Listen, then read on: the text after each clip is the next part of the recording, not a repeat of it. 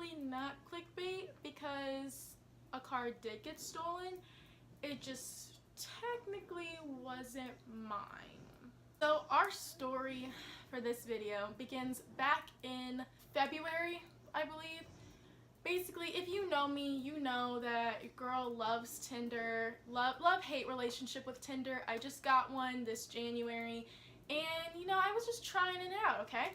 So basically there's this guy, which we're going to give him a fake name because he is subscribed to my YouTube channel. Does he still watch the videos? I'm going to say 100% no, but you know, just in case. So we're going to call him Noah. Me and Noah matched on Tinder in like February, I believe, but I was like talking to someone else at the time, so I just kind of basically disregarded him, and he steadily would hit me up in the Tinder messages. I just literally kept ignoring him because I was like, I don't really know if he's that cute. And then one day I was bored and was like, alright, F it, like let's just start talking to him. And he offers to take me to Olive Garden for our first date. Who in their right mind would pass up free Olive Garden? Like, that's just what I want to know.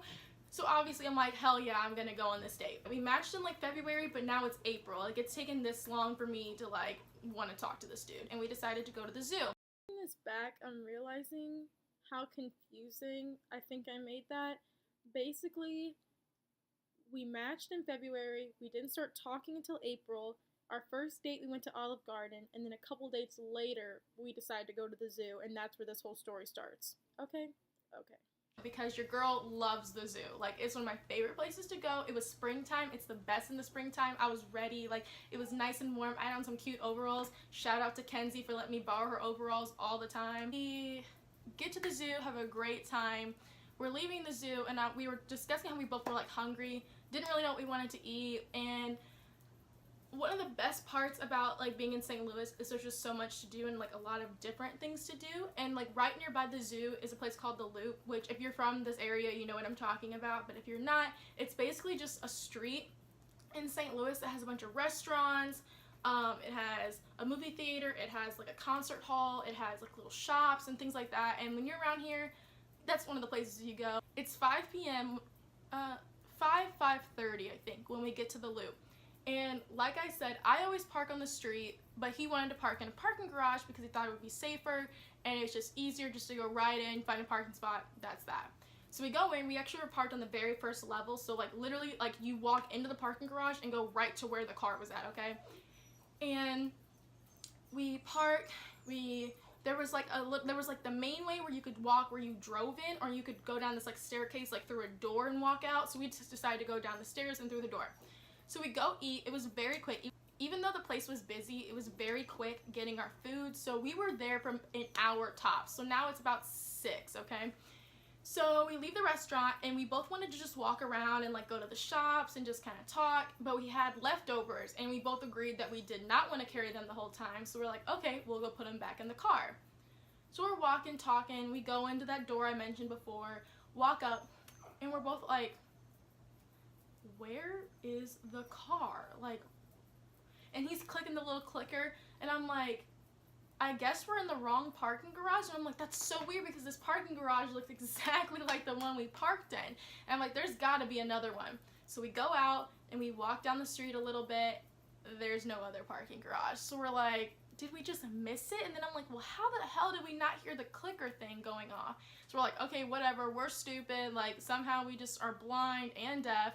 So we walk back into the parking garage and do the same thing. We're looking, literally on the first level, looking, he's hitting the clicker, and then I look, and the car that we had parked beside had like a million bumper stickers on it, and I always love reading bumper stickers when I see them on a car. Look, and there's the car with the bumper stickers on it, and parked next to it is not his car. It's a totally different car, like not even similar in any way. And I'm like, no, we were parked right here. Like, I know we were. There's no guess, like no second guessing it. We were parked here.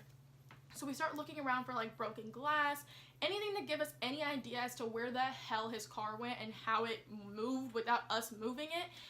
There's no broken glass, like literally nothing there. So we're like, okay, like, and then we're like, maybe it got towed. Like maybe he didn't pay enough in the parking meter. Like maybe, I think we actually didn't pay the parking meter because it was like, it didn't look like one of the ones you paid to. Like, it was weird. It looked like it was off. And we're like, okay, like we'll probably just pay like when we leave. So we walk down to the booth and we're like, hey, did our car get towed? It's not up there. And the person that was in there was like, no, there was no cars towed. And we're like, okay, well, our car's not there. And she's like, your car's not there? And we're like, no. And she's like, you need to call the police right now. And we're like, okay. She literally hops out the booth, closes the whole parking garage down, runs out to the street, grabs one of the cops that was just like on foot walking around, and brings them to us. And I just want to say, like, this is one of the nicest cops I've ever met. He was so funny too, and just very understanding, like not just asshole like they can be sometimes, which is super annoying, especially since both of us were just so confused as to what was going on. So we get the cop, we start talking to him, and he's like completely just baffled, like has no idea how this could happen. He said it's never happened in this parking garage before, like just the fact that it wasn't just like broken into, like that can happen, it's St. Louis, like, but it wasn't even on the street where there'd be easier access. And also it's like broad daylight. I mean, it was like 6, and like as we stood there talking, like the sun started to set at like 6:30, but like the whole time this happened it was broad daylight.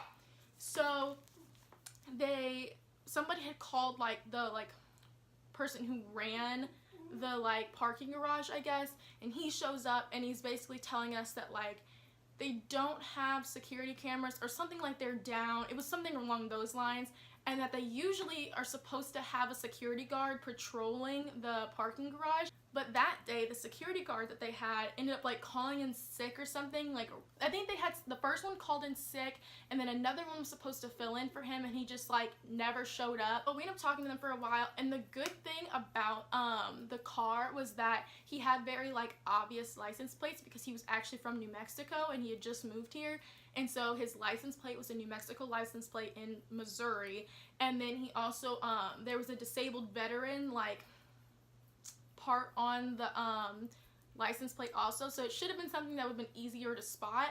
The hard part was trying to figure out what his license plate number was, because he didn't know, and he was calling his mom, and like she kept saying the wrong thing, and it was just very confusing.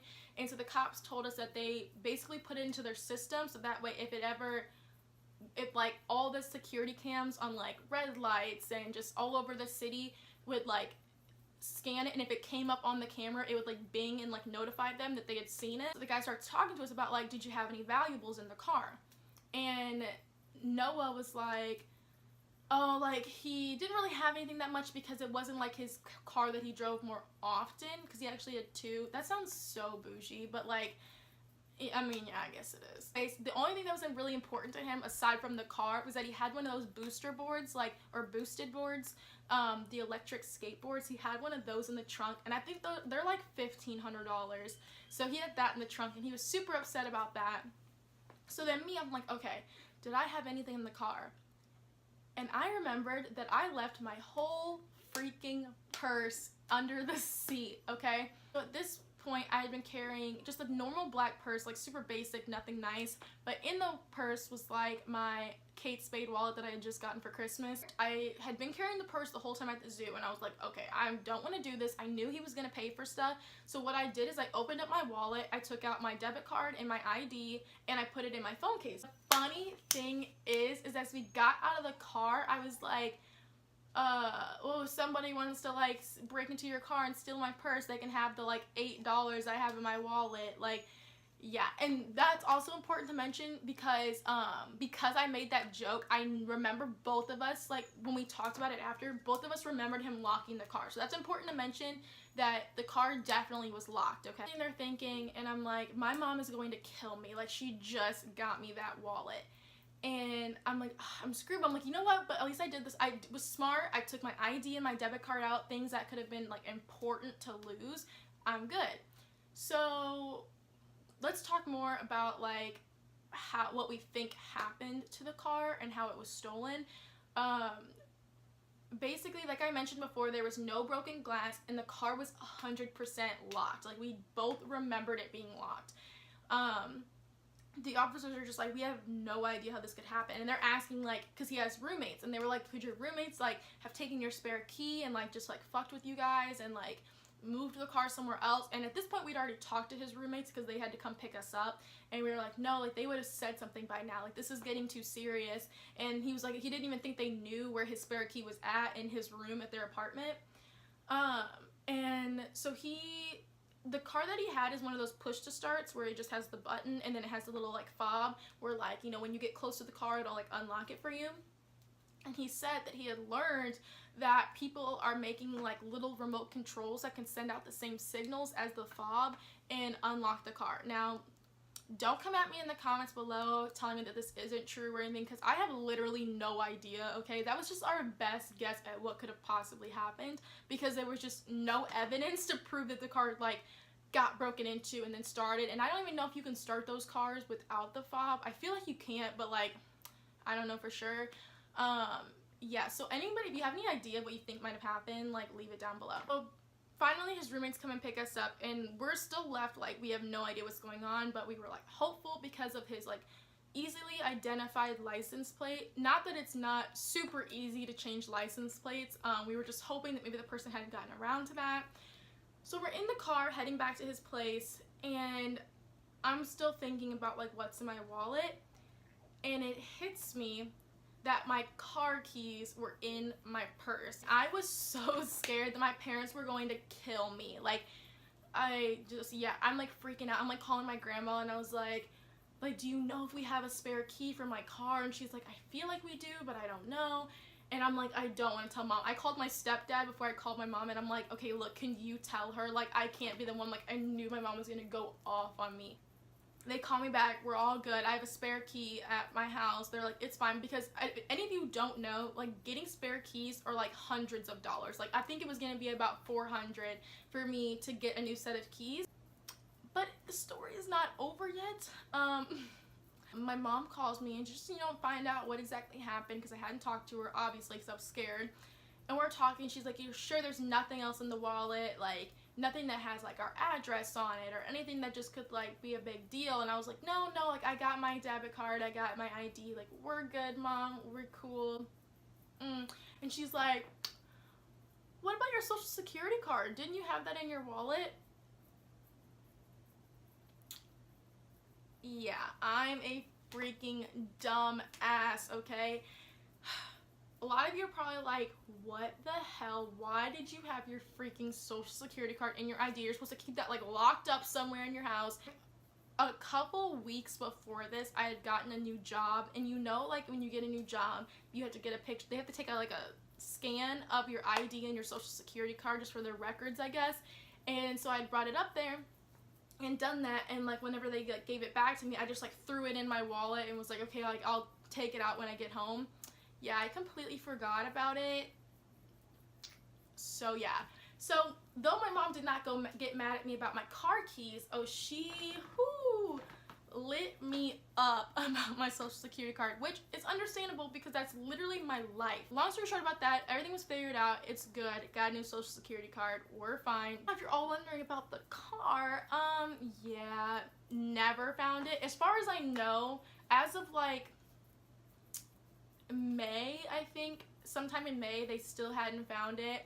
I mean, because once the plates were changed, there was like nothing they could do, and it's freaking St. Louis. Yeah, so the worst, aside from him not getting his car back, the worst part also was that insurance was supposed to give us money for the things that we lost, and I was ready to cash in. Like, I was about to lie and say that my purse was way more expensive than it was. Like, just get the coins, you know, get them. Like, I was so ready. So long story short, neither one of us got any of the money that we were owed. That is it for this week's video. I hope you guys enjoyed this story. I didn't enjoy it happening to me, but it makes for a funny story. If you guys liked it, give it a thumbs up, just because, you know, it makes me happy. If you're new, make sure to subscribe down below, and I will see you guys in the next video. Bye.